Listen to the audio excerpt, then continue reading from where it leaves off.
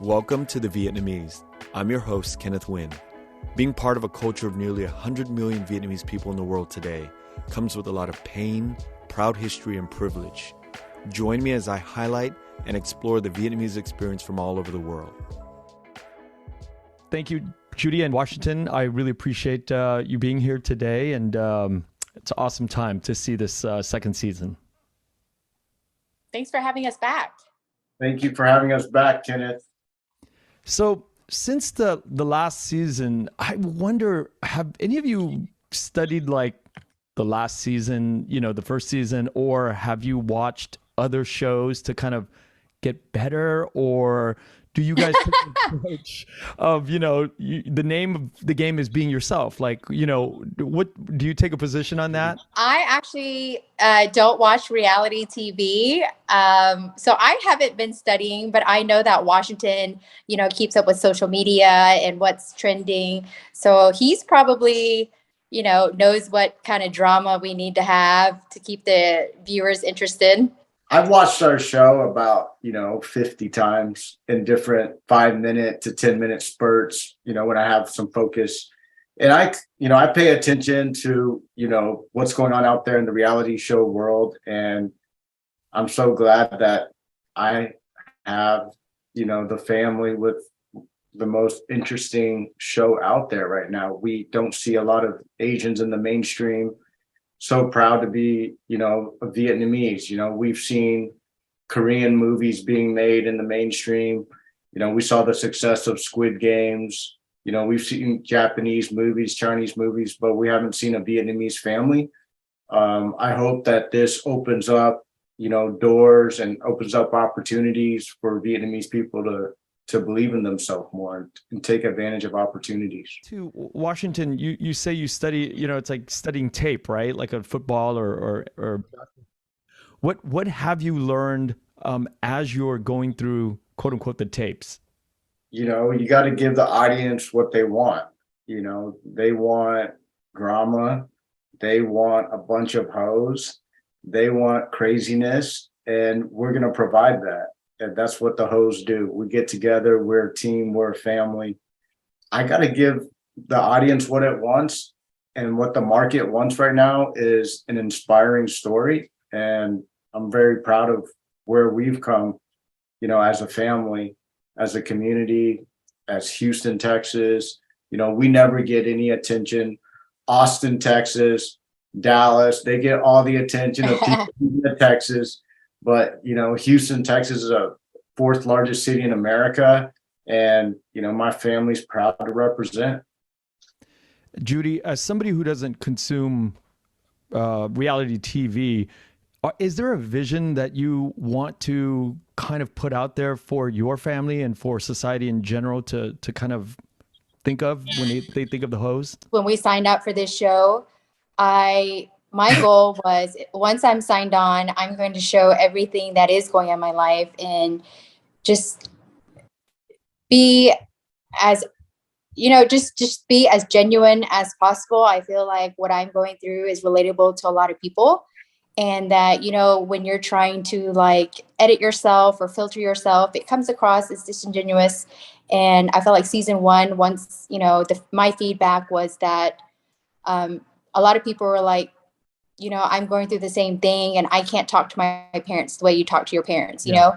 And, once they watched the show, it just kind of gave them, that spark to be like, maybe I could open up to my parents and they would have the same reaction, or they could, well, later on when you see in season 2, you'll just see how far we've come from that first episode where I announced I'm getting divorced, and I just hope that people can just get to know us even better in season 2. Yeah, that's the beautiful part of watching your family, is this idea of, things break down and you fix them and you go back and just keep grinding at it. And eventually, so that's sort of like a universal theme that I think Americans and people around the world can see, that Vietnamese people are like everybody else. We go through these struggles, and watching this on screen through the eyes of the Ho family is just amazing. for us, when you say Asian representation, I don't think that, we can represent every Asian story there is, but for ours, specifically for the Vietnamese immigrant story, I think my parents really encompass that. Obviously they came up here during the war, and where they are today. I just feel like the fact that we're even on a network like HBO Max, the fact that my brother had this idea, and that all of these things happened at this, it happened. I mean, when we think about 2 years ago when we started filming, HBO Max, I had never even heard of it. Back then it was only Netflix, right? So I was thinking, like, no one's going to see this show. I'll just put it out there. It doesn't really, this isn't going to change much. But once it came out, and then we spoke to more people like you and the media, the feedback, whether people were hating on us or whether people were inspired by us, either way, we put ourselves out there. And just for people to know that there's this Vietnamese family in Houston, Texas, most, like Washington said, people don't really think of this city as like Hollywood or anything like that. It's just, we're on the map, at least.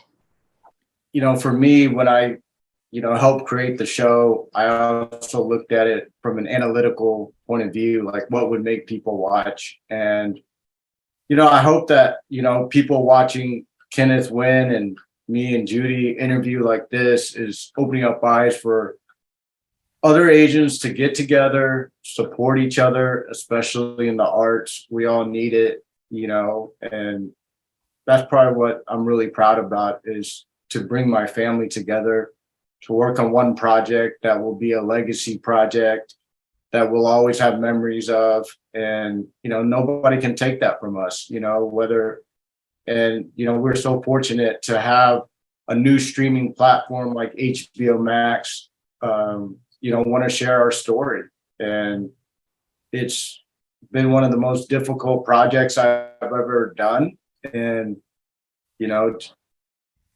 giving people hope is what, our family has done. We've had fans around the world that, if our family can do it, then why can't you, step outside the box, don't be afraid. Yeah. And the family, the way it's your family's portrayed is very relatable, because no matter how much money or how little money you have, everybody is going through struggle at every level. And that really the thing that I hammer home when I talk about the show to friends and audience members alike. We're human, we all have our bad days and our good days. And of course, it would be great to look heroic all the time, but that wouldn't be real. And, it's tough to be vulnerable. And that's what I've learned the most from the show.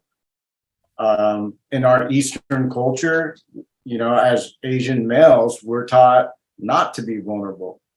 But in Western culture, being vulnerable is courage, and that's the only way we can grow. And, communication is key. We're leaving it all out there this season, Kenneth. Mental health is something that we talk about every now and then, but I could see, and not to give anything away, but I could see, Washington, the amount of work internally that you've done since the first season. I see it. I see it's very apparent how much the language comes out in terms of the help that you've gotten. Am I right, or am I way off here? You're right. Yes, I, been blessed enough that I was able to get help, and I feel like the hardest thing about getting help is that first day, when you have to tell yourself that you need help. And, my family was there for me. I hope that I can be, from a bad influence into a great influence for people that look like us in our community, which I know suffer from the same diseases that I do. But, when I go to recovery centers or therapy centers, it's amazing how I'll talk to the doctors and build relationships. And, you don't see Asian people in there because we just don't do that. But hopefully through my story, some people can feel like a little bit like they can relate to me. and see the benefits of, sobriety. And it's not for everybody, but, that's what I'm really proud about. Judy, do you think that the perceptions of your own community, your own family, the Vietnamese American community at large, do you think there's been a shift in the perception of the House of Hoes or your individual selves from the first season? I feel like if you, just looked at the marketing and just saw a trailer from season 1, you would think, oh, this is just another show about, this rich family, and they go and they spend money and they have this lavish lifestyle, but not much substance there, right? But I think that once you actually watch the show and you see the interactions between, me and Washington as siblings, maybe, that was the hook, right? Like, I'm going to watch a show because I want to see how these people live. But once they actually get to know us as people, they realize, hey, like you said, they're much more similar to me than they watched it. They're probably thinking it was, we were these people who are just like not, down to earth or relatable in any way whatsoever. But most of the perception, some perception is not reality, right? So yeah. I think that people perceive that. And the reality is that we are just much more, like a close-knit family, any home across America. That, when we sit out at dinner or, when we film our Sunday brunches, we talk about the same things. And like you said, the pain and the struggle are universal for any family. How close are you to the community in terms of hearing the feedback? Most of the feedback I hear is either through social media, or Washington will see something and he'll screenshot it and send it to me. And, Washington, he gives me everything I need to know. He's got his ear to the street. The best compliments that I get are, I don't know if these are real fans or not, but like when you go grocery shopping and some fan comes up to me and talks to me for like 3 minutes and they're like, man, you're nothing like the guy in the show. I love you. I'm like, yeah, I've grown up a little bit since then. But the most amazing part is when you can see yourself. I'm not like looking at myself like, yay, like giving myself kudos, but I'm like, I was like, I could be better than that, and I don't get like, overly critical of myself, which in the beginning, as reality TV people, you'll learn, which, is that when you have to relive these moments, it's like really, it's not easy. And yeah, because you've already gone through this, but then you got to hear it from a bunch of other people that don't know you. And then you block or comment or restrict it, and then they get pissed off. And, it's like, well, I know one thing is, when in our Vietnamese community, sometimes I feel like instead of pushing each other up, we pull each other down. But sometimes, if 30% of the people would give us a chance, I feel like in the end, 70% of the Vietnamese will love us, and 30% are going to think we're annoying and we're stupid. Why would we do this?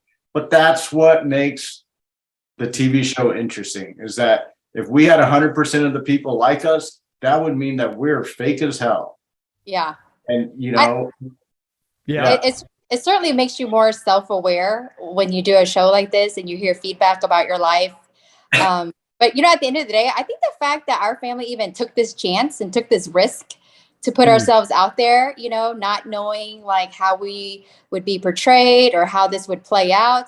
I think that in itself is something that, people should appreciate instead of just, being judgmental, because, they don't know the whole story. You watch these 30-minute episodes, but, that was like a week's worth of filming, you know what I mean? So the show is real, but there's just a lot more nuance to it than what people realize. Yeah. And when you're at the right place at the right time, a little luck goes your way. That's how, we got the show. Our show, it premieres tomorrow on HBO Max, August 25th.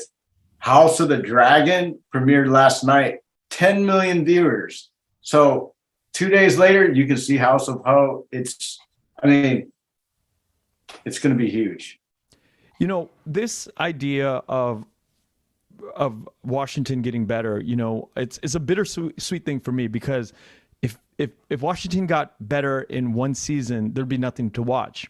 But at the same time, what I'm beginning to see is I can empathize with your journey. And even though I don't have the same conflicts or same life struggles, I can empathize. And now I actually want to see in the next 10 years where Washington is going, right?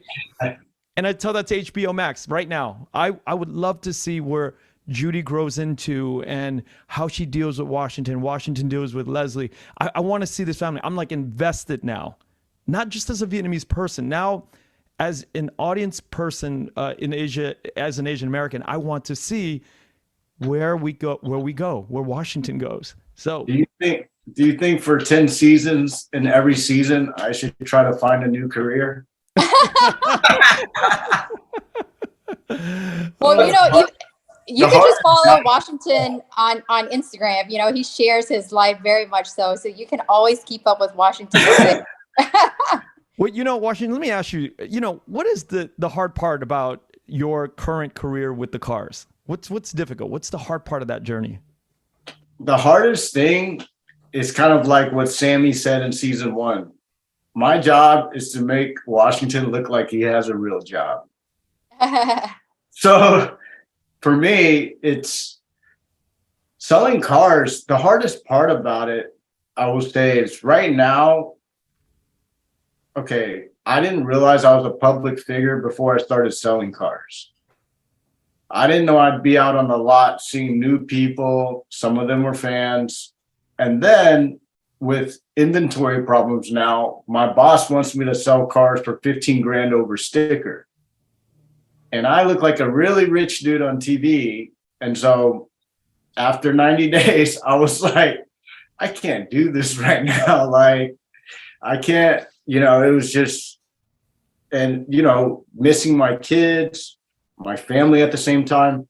I have to remember, you know, my job is not to just make money or produce. It's to be a father, a husband.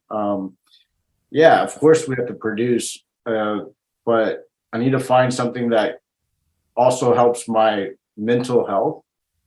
I've learned that, you know, a little exercise each day is really important for me, or I won't have that right calmness that I need. Yeah. But yes, selling cars, it's pretty fun. It's one of the hardest jobs I've ever seen. I mean, the hours are crazy, but everybody there is resourceful, and I'm grateful for it. Yeah, it sounds like a tough job. It's not easy. Yeah. Judy, from a mental and emotional perspective, were there any struggles to get back to taping the second season? You mean personally? Yes. You know, I'm assuming you've seen episode 1 where, you know, we share what Nate went through off camera. It's pretty, and,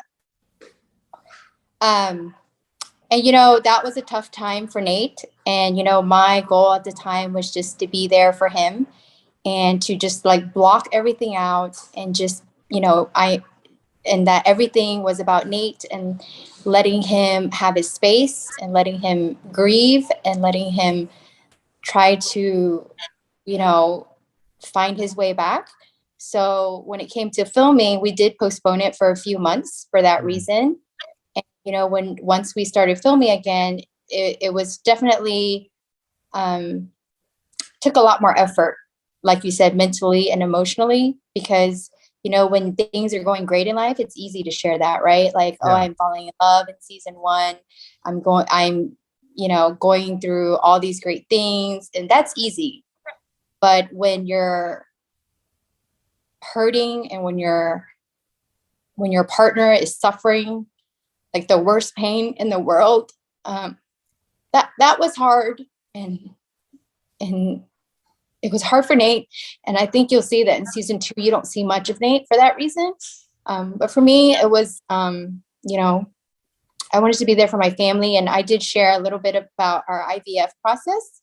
And that was hard because we had an implant that was not successful. And that's right when we started filming. But by then, everything, you know, had already been in the works. And I knew everyone was going to wait around for me. So we decided to share that in real time. And thankfully, our pregnancy went well. And, you know, I'm really focused on being a mom right now. And Nate is, you know, you get to see more of him and how he's doing. Well, congratulations, first of all. Oh, thanks.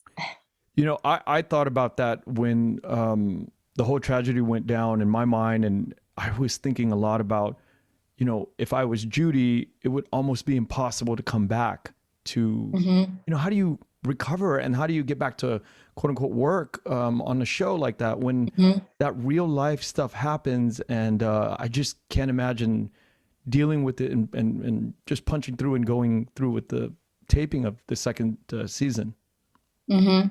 You know, I think the IVF was, you know, a source of like hope for us. And that's what we focused on during filming. Well, thanks for sharing. Washington, for you, was there a struggle to come back for season 2? You know, after filming season 1, you know, we had all the stay-at-home COVID measures. So, of course, we were used to staying at home. And I missed filming, but, you know, I just wasn't ready, you know. My 40th birthday was coming up. And I was trying to figure out life. And fortunately, you know, like Judy said, you know, our family was going through a lot at the time.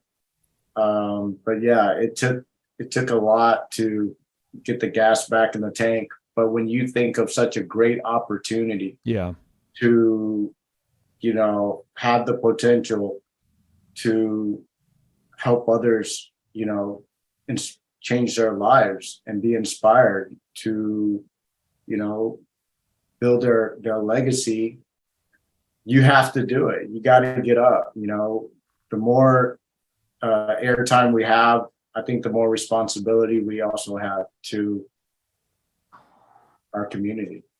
I want to ask you about the 40th birthday. Before going into the 40th birthday, right? You seem to have been doing a lot better, and I think you start to abstain from alcohol, right?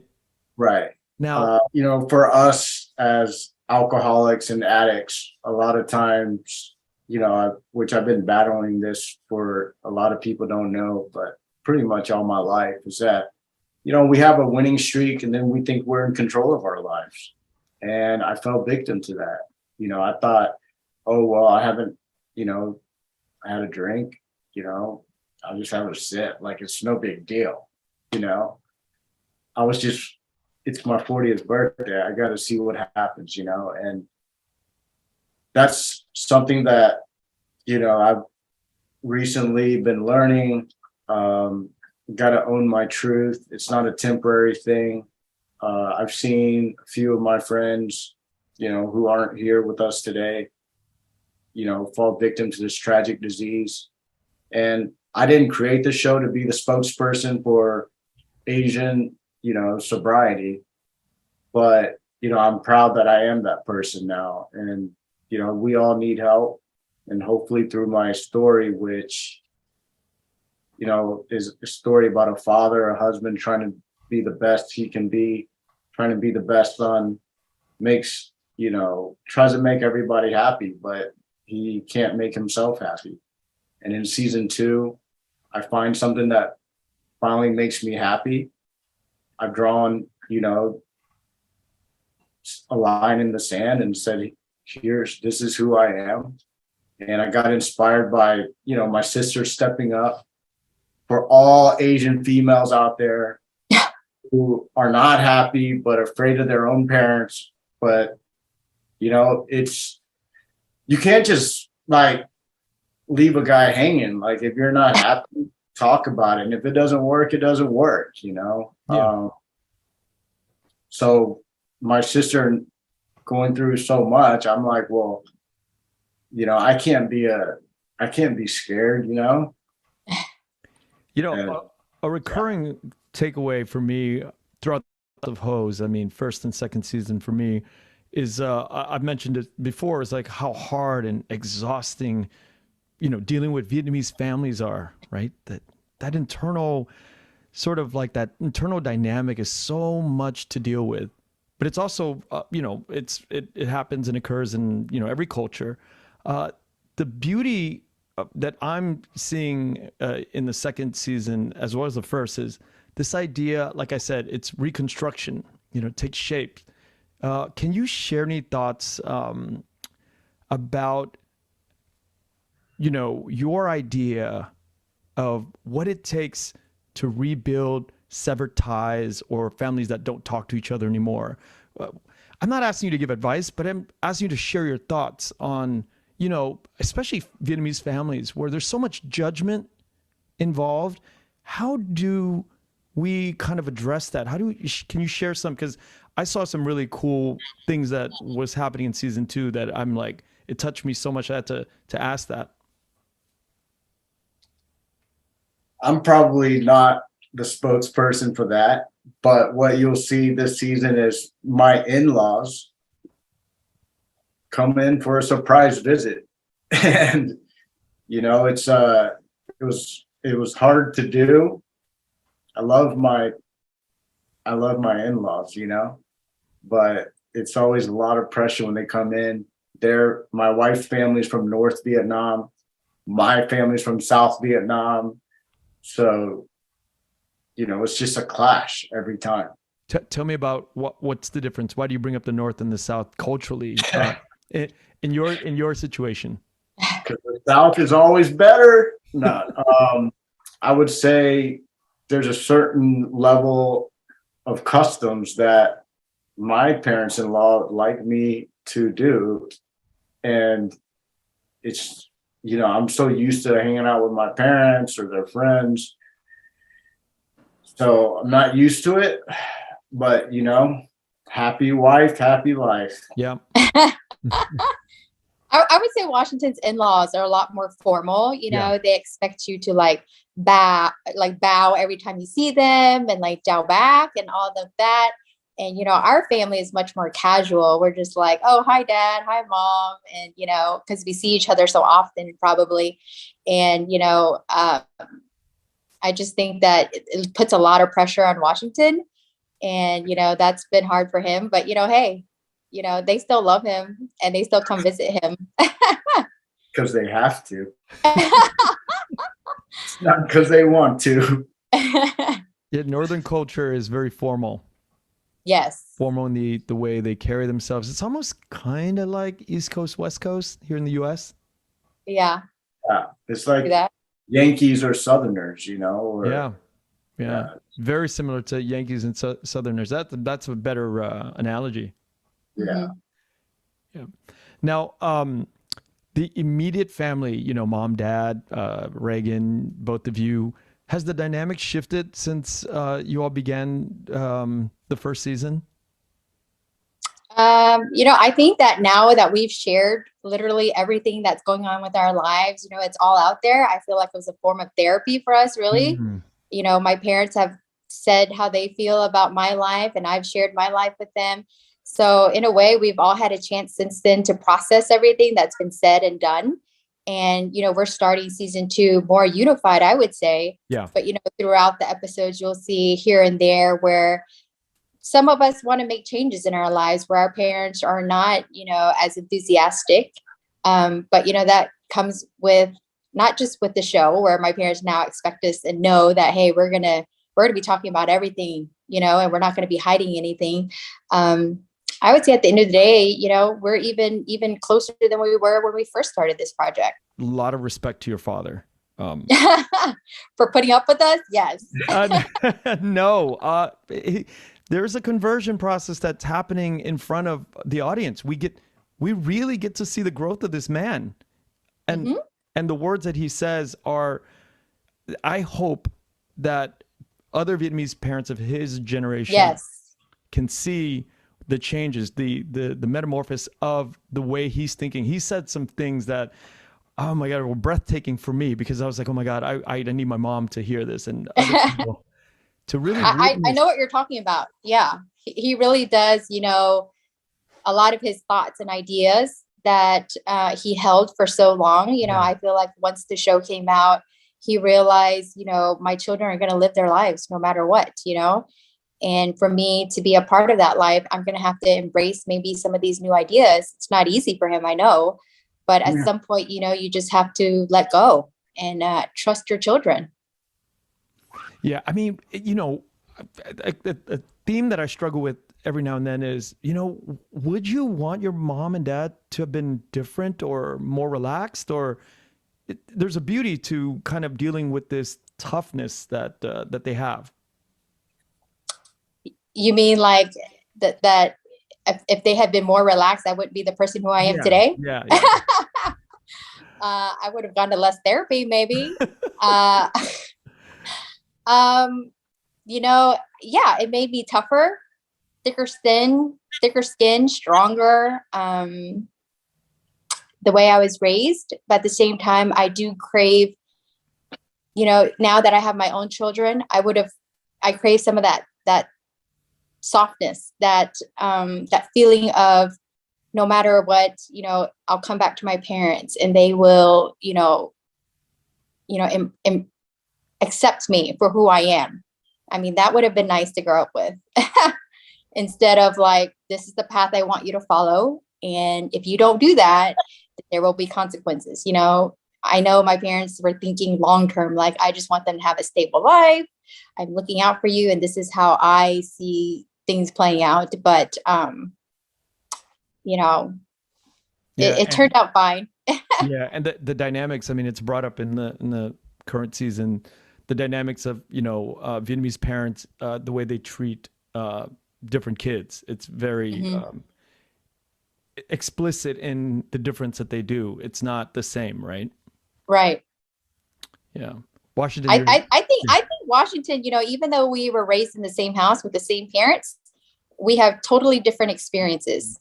I had, pressures in a different way, but, my dad had certain things he wanted me to do. He wanted me to go to law school like my sister. Took the LSAT like 50,000 times, but it just wasn't computing, like I'd leave after section 1, like, dude, there's no way I get a 150 on this with my GPA. Like, it's not going to work out. And, I worked with my sister and, I've tried different businesses and, these are things that my father would say are easy, and it just wasn't computing for me. And, I don't know if it's a Vietnamese thing, but I know a lot of my other Vietnamese friends had a lot of the same pressures as we did. My parents, just gave me a lot of leeway as well. My dad always believed that you need to have money, but if I don't give you money, you might get money the wrong way. He was dealing with like people burglarizing and robbing his stores every day when we were growing up. And I don't know if that rubbed off on him, but my parents were also big believers, like other Vietnamese, that you shouldn't owe anybody anything.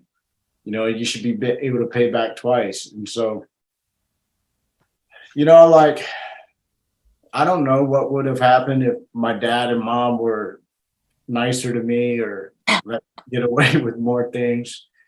But I'm pretty confident that, no matter where we are at in life, we're blessed as Vietnamese people in the way our parents love us, put us before them, and take such, pride in the fact that we're in America. We can make anything happen and put us in the best schools. God, that is such a key theme for Vietnamese people. That Washington, you just nailed it. They put us ahead of them. Yeah, the sacrifice. The sacrifice, yeah. Yes. And it doesn't show up in a lot of other cultures. I can say that that other cultures maybe have, financial comfortability ahead of, our generation or our group of people, but the amount of sacrifice that that we experience, it is, it's not like, it's not normal. Sometimes when I think about it, they really will go to the ends of the earth to really take care of us. Mm-hmm. This idea of being, 18 and getting the hell out of the house is not, that is not something that we believe in. No. It's more like when you're 81, you're allowed to leave the house. But that's a thing, right? I think that this whole multi-generational, 3 generations living in the same house is a real healthy thing. When we say we live 2 doors down from our parents, it's not like a normal 2 doors. It's like 50 yards or 100 yards. It gives us the perfect amount of exercise when we're hungry to go drop in and say hi to mom and dad. And what I know is, as we get older, if we feel like we don't have a purpose, then we feel like we get forgotten about. And the thing that makes me proud is that, we can go visit my parents and say, I love you. Like, they live that close. So why don't we do that? And, they're still a big part of our lives. And that's why I wanted to pull them in the show, to show them that, hey, I still need you to make, some of my dreams come true. I need your story. And so our parents putting, us before them, that's why my parents got on the show. It's definitely not for, it's because Washington, their son, had a dream, and I wanted to do it. And and they did it. Yeah. Me and my mom have talked about this extensively because, me and Nate are in the process of renovating our house, and we have this back house, and my mom's already told me like how she wants the layout and how she wants it to be done. And I was like, oh, why do you care so much? She's like, oh, my plan has always been, when I get older, should anything happen, I would live with my daughter, and you're my only daughter. Wow. So that's always been something in the back of my mind, and that's something that I would welcome. Our mom is so close to us, and her grandchildren, they go over there, they spend the night, they come for dinner. It's a childhood where my children can grow up, and at any moment they can go see grandma and grandpa or their aunt and uncle and all their cousins, and they grow up together. And me and Washington had a lot of cousins that we grew up with, and your cousins are your best friend, your first best friends, I would say. Yeah. What a beautiful and lucky situation to be in. Really, money can't buy that. Yeah. That has nothing to do. Yeah, that's just when we annoy each other, we just go back to our own houses. Yeah, and it's far enough away where you don't have to see the other person. So, do you both, going back to that whole social media stuff, do you guys do you go back to each other's stuff and look at how things are being said online, or what's that social media control energy for each other? Do you look out for each other and warn each other, or say, hey, Washington, that you shouldn't have said that? Is there any of that internally? When Washington posts something that I didn't like, I just comment delete in all caps. She doesn't like something I do, it's like delete, or I'll hear it from production, or when we were growing up, and we're Vietnamese, going back to that, we're only taught like, okay, do your math or go read or study. Like, we don't have many people to run to ask about, how do you do this social media, or how do you do this reality show? Do you know somebody in this industry? It's like literally our family went into this thing blind. But sometimes we have to pave the way. My dad was one of the first gas station owners after working at a gas station. And after he built 20 of them, he taught the community how you could own one and franchise one and finance and create a business out of it. That's what we're doing here. It's like this opportunity came, and I was like, okay, if I say no, and we probably have to wait another 10 or 20 years, or some other Vietnamese family might get an opportunity. But if I say yes, then, we're going to go into this blind and just do the best we can. And fortunately, it's worked out. Yeah. Yeah. I would say we're always looking out for each other, and, social media nowadays, it can be vicious out there. These are anonymous people sitting behind their computers and judging you on, like I said, a small snippet of your life. And Washington, I feel like, is very aware of what people comment on his stuff. And me, I delete and block most of it. Or sometimes I just even turn off commenting on mine because, I just, people forget that this reality show at the same, it's a job for us, right? Yeah. And, my job is to promote the show and to post certain things about it. And, sometimes I don't want to hear it from people. And that's for my own peace of mind and my own mental health. And, my real life is not as exciting. And, I'm just proud that, my cousins, Belle and Kim, they're the new cast members. And I told them, while we're promoting, you guys need to just remember to have a thick skin and not be sensitive to other people's comments when this all comes out. And just to remember to make sure that your real life is better than what your Instagram life looks like, because you can always fall back on that. If you're constantly living for people to like your pictures or like, oh, you're so perfect or whatever, that's just, that's false hopes. That's just not something you can build a foundation on. Yeah, you have a very healthy mindset, Judy, and your cousins are lucky to get those wise words from you. Yeah, because they're in their early 20s and man, they're all about social media. Yeah, it's a different different game at that level. Yeah. Now, the new characters on the show this season, was it more complicated to kind of go through all of this, or was it a welcome layering on the new season?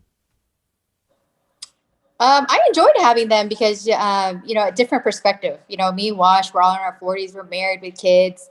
And just to add, a different look about what it's like to grow up in the Ho family, what's it like to be single in the city of Houston. It's just different stories, different perspectives. And I think people will really enjoy that, especially our younger audience. And I think that one of our cousins, Belle, her mom is Tan Ha, the Vietnamese singer. So, a lot of my mom's generation are interested in what she's up to and her daughter.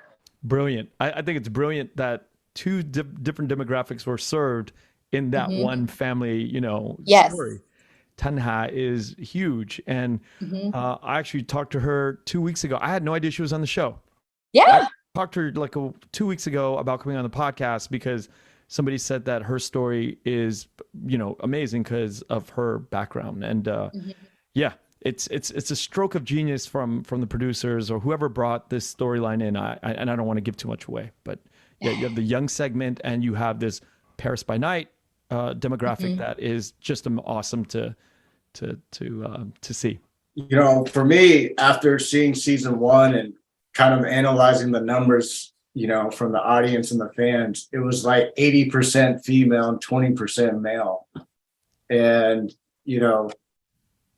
I went to my cousins, the most beautiful single girls I could find, and be like, hey, get on the show. I need more males to watch this show. One thing that brings males to TV is single, pretty girls, So it was a business strategic move, but also, a way to round out the family, give other viewers a perspective, skew, the younger 18 to 30 demographic. And I think Bella and Kim did a great job. A beautiful showcase of the Vietnamese. It's an important ceremony. I'm not going to give it away. That happens. And in it, Nate says, he says something that's really funny. In all honesty, a lot of these traditions are lost on me. Right. And I thought that was really poignant at the time because a lot of this stuff we don't even know. I don't even know if our parents know why some of these things are happening in these ceremonies. Right. But the beauty of this show is that we get to experience it and we get to see it. We get to see how beautiful the colors are and how ornate the designs are. How do you hope these portrayals will have an effect on American society in general? Well, I hope that, you would think, Nate was actually born in Vietnam, right? And he came over here very young. And for someone like him to be like, oh, these traditions are lost on me, that's great. That's only one generation, right? I can't even imagine my children's generation, they'll have no idea about, the symbolism behind these traditions. And I just hope that, anyone who's watching the show, that's just a glimpse into the Vietnamese culture. And, like you said, like how even the littlest thing, there's meaning behind it. Every single gift that is brought to the ceremony, Yes. every single, our ancestors, everything is brought into this. And I just hope that, maybe it's lost on Nate, but hopefully it's not lost on everyone else watching the show. I remember when I got engaged to Leslie, and, her family being traditional wanted me to do the same engagement ceremony. I just hope that, us showing it on TV, everyone else tries to keep as many traditions as we have over here in America. I want my kids and that generation to be proud of our culture, and that we don't forget who we are. A year ago, I asked my mom that I wanted to go make an ao dai for myself, and she said, "Well, men don't typically wear ao dais. It's really just black ao dais in the North." But now we're starting to see how cool it is for a man to wear an ao dai, and how ornate. And I saw your dad's ao dai. I think it was denim. It was like a denim fabric, and I was like, shout out to Levi's. Levi's head of marketing. You're joking. Yeah, head of Levi's, which is a huge brand in Vietnam, and all Vietnamese love Levi's. That was their first pair of denim and jeans. I called them up and said, "Hey guys, I want an ao dai in denim," and they were like, "Oh, we'll custom make one for us." So shout out to Levi's and Melissa, the Vietnamese head of marketing. She made one for my dad, myself, and my son, and we're all matching at the engagement party. That's so I want the audience to know this was not planned at all. This is something I caught. I have it in my notes, and I wanted to bring it up because the intersection of Vietnamese and Vietnamese America and America, like a long tradition of Levi's, and you could see it. It's like we don't often see. I've never seen denim on an ao dai, and I was like, "Is that denim that he's wearing?" And it's just such a bold look. It felt like. It really does have that Houston flavor when I think about, the Wild West, or, just these weird, silly kind of like, thoughts that we have. And I was like looking at it, I was like, oh my God, he's wearing denim ao dai. You just don't see that. And so, I'm so glad that there's a real backstory to the denim ao dai. We've got great fans on House of Ho. Melissa from Levi's, head of marketing, reached out, and she was gracious, and my dad loved Levi's growing up. I mean, it's just a huge American company and brand for all Vietnamese, and we wanted to represent. Yeah, it looks tight. Hopefully they're gonna create some line that we can just ready to wear it. Yeah. Now, really emotionally hard-hitting moments in these new episodes that they eventually play out very warmly, and there's amazing payoffs. But I wondered, as I'm watching it, that if you guys, anybody ever had second thoughts about allowing producers to use this material, because I can't imagine just going through that and going, no, we can't, I don't want that in there. I didn't have any moments where I felt that I should stop talking or filter myself necessarily. I will say that doing a show like this, you place a lot of trust in the producers and the editing, because obviously, they can make any scene look two different ways based on, how they, whatever we're saying and how they place it in a certain scene and the timing and everything like that. For me, the only hard part was, just with everything Nate going through, just to be sensitive to him, and at the same time still sharing what I was going through with my life. So that was a balancing act. And but I try to shield Nate from that as much as I can. Yeah, going back to what Judy said earlier, I have no idea what she's talking about when she says, "Oh, it's really easy to film when you're happy and things are going great, you're falling in love." I haven't had that for 2 seasons. So when producers are coming in and filming me, it's always I always think it's at the wrong moment. I'm like, why are y'all here now? Like last month, I was looking good. I was looking lean. I felt good. I had things going right. Yeah, it's tough, but I enjoy it. You know, I was made for the spotlight. I'm a Leo. I'm here to represent all hoes around the world. And, you know, Vietnamese and you know, my dream was always that, you know, my son would, the first day of school, they would hear his last name Ho, and instead of laughing at him, they'd be like, "Hey, man, I'm from that Ho family," which is cool. Represent, you know, because I went through the first day of school, and it's, you know, when you're only Vietnamese, you know, back when we were young, Kenneth, you know, you have different people calling you names, and being Asian, you know, it's not always easy. I want to end on this question. The House of Ho, the show, covers a very specific niche of the Asian American experience. What do you think was the magic from season 1 that led to the renewal of season 2?